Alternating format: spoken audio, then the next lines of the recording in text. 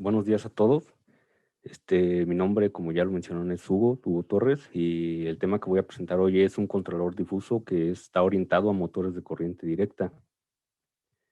La presentación está dividida en 5 secciones. La primera es una breve introducción, después intento explicar lo que es a grandes rasgos la lógica difusa, y ya después específicamente el controlador difuso que se propuso para este proyecto. Después son los resultados y finalmente las conclusiones. Bueno, en introducción, pues nosotros utilizamos control cuando una o más variables de salida de un sistema necesitan seguir cierta referencia sobre el tiempo. El objetivo de utilizar control es que queremos manipular la entrada en el sistema para obtener un efecto deseado a la salida de este. Y esto se lleva a cabo por un medio que se llama realimentación, que puede ser tanto positiva como negativa. Algunas variables que pueden ser controladas son la temperatura, velocidad, presión, flujo, nivel, entre muchos otros. En un lazo de control, pues se contienen todos los dispositivos que son los encargados ya propiamente de realizar todas las acciones necesarias para reducir la probabilidad de fallo en nuestro sistema. Y aquí en la figura 2 se puede observar lo que es un lazo general de control, el cual consiste en tal cual el bloque de controlador, la planta que es en donde se está realizando todas las acciones de control, y la retroalimentación, que en este caso es negativa, que se lleva a cabo a través de un sensor. Este sensor es el encargado de transformar todas las variables físicas en variables eléctricas que pueda leer ya sea una computadora, un microcontrolador o cualquier dispositivo que nosotros estemos utilizando. Y ahora ya entrando directamente a lo que es la lógica difusa. La lógica difusa presenta una manera de realizar acciones procesando información utilizando expresiones lingüísticas en lugar de valores numéricos. Y en el diagrama 3 se pueden ver los 3 bloques principales de una lógica difusa general, que consiste primeramente en la fusificación. Este bloque es el que está encargado de transformar todos los números a expresiones lingüísticas, y después entra un motor de inferencia difusa. Una vez que ese motor de inferencia difusa toma las acciones que considere apropiadas, envía una señal que también está en forma de expresión lingüística. Una vez que esto se realiza, entra a un proceso de fusificación, que es el proceso contrario, para volver a llevar esas expresiones lingüísticas a números y así puedan ser introducidas al sistema. Las ventajas de la lógica difusa es que su implementación es relativamente sencilla, no se requiere el modelo matemático de la planta tal cual, maneja variables lingüísticas tal como lo haría una persona. A diferencia de otras técnicas de inteligencia artificial, esta no requiere de datos de entrenamiento y es sumamente más sencilla que, por ejemplo, redes neuronales, algoritmos de optimización, precisamente porque no requiere un modelo matemático exacto. Pero por lo mismo, de que no requiere el modelo matemático, requiere que exista una persona que es experta en el comportamiento de ese sistema. Y obviamente sí es un poco más complicada que un controlador PID convencional. Es- y, y por lo mismo de que requiere una persona, está sujeto a que esa persona cometa un error, que realmente no sepa definir muy bien las variables de entrada o salida, o el proceso de fusificación o de fusificación. Como ya había mencionado antes, el proceso de fusificación consiste en transformar los valores numéricos a expresiones lingüísticas. En la expresión 1 se puede ver la generalización para obtener el grado de membresía para variables numéricas, donde A es un conjunto difuso, X es la variable que nosotros queremos fusificar y X es el conjunto difuso ya en donde se va a realizar el proceso de mapeo. Obtiene un grado de membresía, y este grado de membresía puede estar contenido únicamente entre 0 y 1, donde 0 es que no pertenece y 1 es que está totalmente contenido ahí. La inferencia difusa, que es ya el motor de, del controlador, consiste en un conjunto de reglas. Estas reglas tienen la forma de sí, entonces, o if en inglés, en donde, por ejemplo, si yo tengo una variable de entrada con un nivel bajo, voy a decir entonces que la variable de salida es baja también. Cuando se existen más de una variable de entrada, es necesario utilizar un conector de disyunción OR o el conector de conjunción AND. Dependiendo de cada uno de estos, se va a utilizar el mínimo o el máximo, máximo para OR y mínimo para el AND.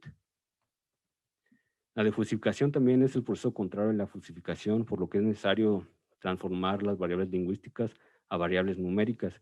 Para llevar a cabo este proceso también se poseen varios métodos, de los cuales uno de los preferidos es la técnica del centroide.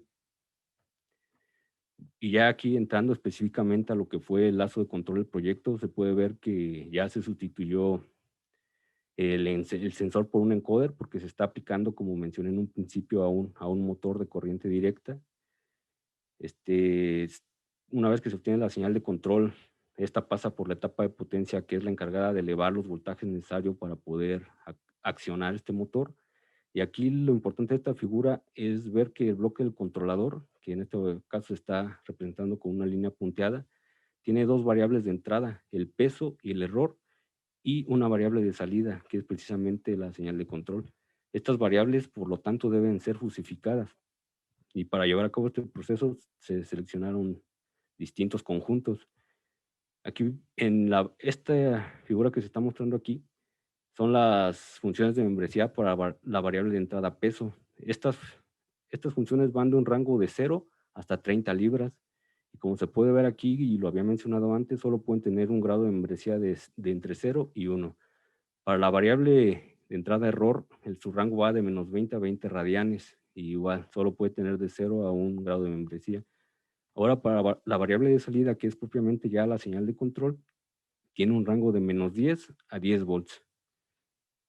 Ya entrando propiamente a la inferencia difusa, las reglas, este, aquí no, se me olvidó mencionar que las expresiones lingüísticas que se están utilizando es PL, que significa peso ligero, PN, que es peso normal, PP, que es peso pesado, y para el error es error muy negativo, error cero, error positivo y error muy positivo. Ya para las reglas se definen las que se muestran en la tabla 1. Por ejemplo, para la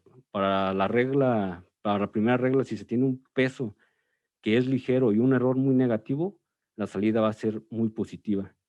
En este caso se está utilizando el conector lógico AND, por lo que se escoge el valor mínimo de cada entrada para cada regla. Y aquí presento un ejemplo para dos variables, que es el peso igual a 8 libras y el error igual a -7 radianes.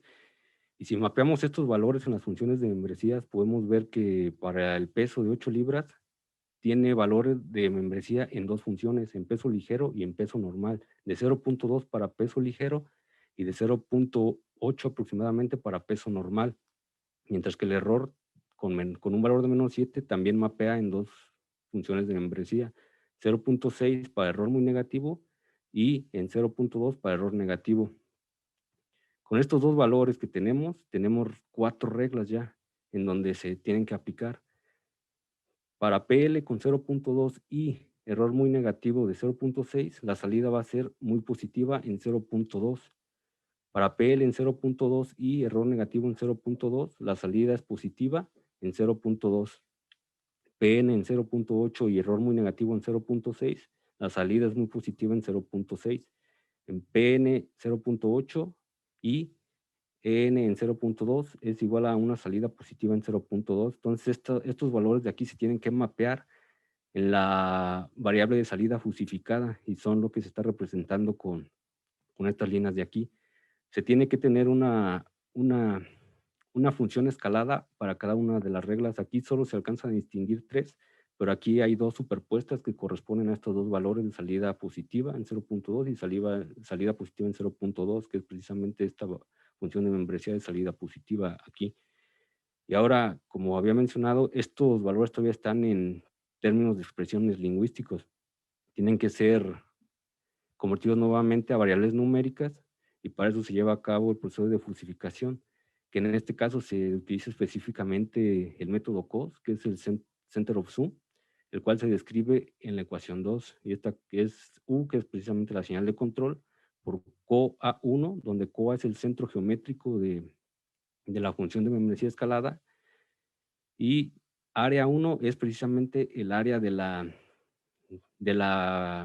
función de membresía escalada. Esto quiere decir que para De fusificar esta parte de aquí, yo tendría que obtener el centro geométrico de las funciones de membresía escalada, que aquí son 4, que por ejemplo en salida positiva el centro geométrico es 5, y obtener el área de esta figura que se está mostrando aquí, sumarla, bueno, repetir este procedimiento para cada una de estas funciones, sumarlas y dividirlas entre la suma de todas las áreas. Y ya una vez obtenida esa esa división, pues ya corresponde propiamente a lo que es la señal de control, que es la que va a pasar al área de potencia para después ya ir directamente al motor de corriente directa. Finalmente, ya con los resultados aquí que se obtuvieron, se muestra en el lado izquierdo lo que es una entrada a un valor deseado único, y en el lado derecho que se le dieron múltiples valores deseados, o sea que debería seguir una trayectoria completa. Aquí se puede ver que realmente los resultados fueron buenos porque aquí el tiempo de subida, que el tiempo de subida es el tiempo que tarda el valor en alcanzar por primera vez, que tarda la salida en alcanzar por primera vez el valor deseado, fue de aproximadamente 0.65 segundos. El sobrepaso, que es el valor con que se excede el valor deseado, fue aquí de 25%. Y el tiempo de asentamiento fue de 0.4 segundos. Entonces estos valores ya son muy buenos. Y, y en las conclusiones que se pueden obtener aquí es de que realmente un controlador difuso puede realizar las mismas funciones que un controlador PIN convencional, y es mucho más sencillo de implementar. En la figura derecha, como mencionaba, ya son para múltiples valores deseados, y aquí se ve que cuando se le pide una trayectoria o un cambio más brusco, la señal de sobrepaso también aumenta considerablemente. Y eso es básicamente porque como el error tiene un valor más alto, mapea también en más funciones de membresía. Y eso es lo que ocasiona este tipo de resultados. Bueno, aquí se muestran ya específicamente los tiempos que había mencionado.